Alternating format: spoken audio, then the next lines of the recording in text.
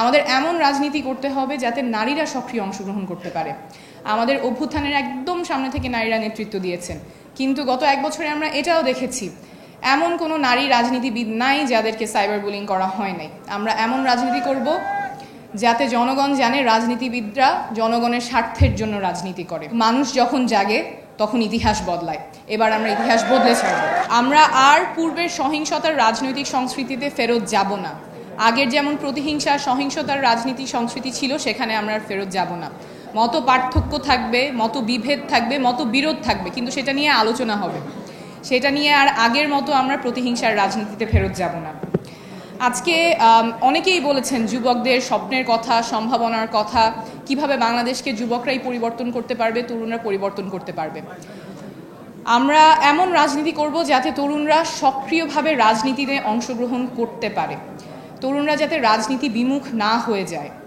আমরা জুলাই পদযাত্রায় দেশের প্রায় প্রত্যেকটা জেলায় দেখে এসেছি তরুণদের মধ্যে যে জোয়ার এসেছে।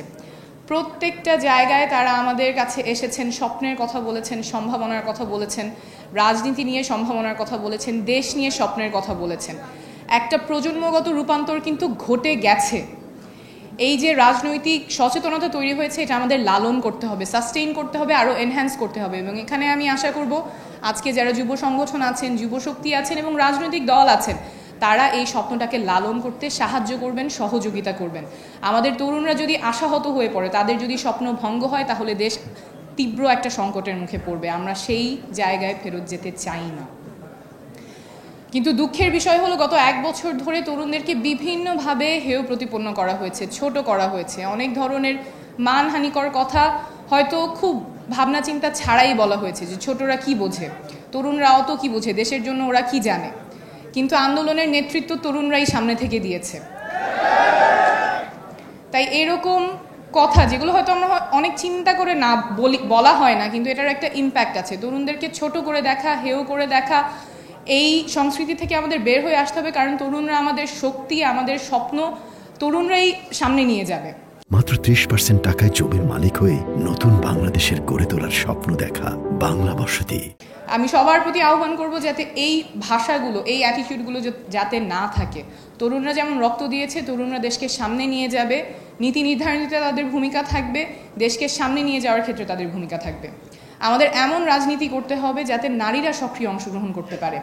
আমাদের অভ্যুত্থানের একদম সামনে থেকে নারীরা নেতৃত্ব দিয়েছেন, কিন্তু গত এক বছরে আমরা এটাও দেখেছি এমন কোনো নারী রাজনীতিবিদ নাই যাদেরকে সাইবার বুলিং করা হয় নাই। এমন কোনো কটু কথা, propaganda, deepfake photo, deepfake video তৈরি করা হয় নাই যাতে তাদেরকে হেয় প্রতিপন্ন করা যায়।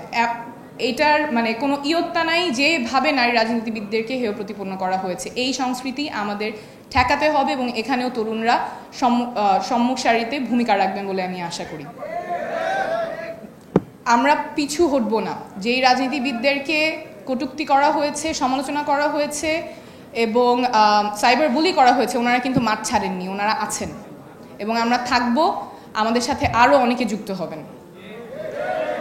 আমরা এমন রাজনীতি করব যাতে জনগণ মনে না করে রাজনীতিবিদ শুধুমাত্র নিজের স্বার্থের জন্য রাজনীতি করে। আমরা এমন রাজনীতি করব যাতে জনগণ জানে রাজনীতিবিদরা জনগণের স্বার্থের জন্য রাজনীতি করে এবং সেখানেও তরুণরাই অগ্রগণ্য ভূমিকা পালন করবে।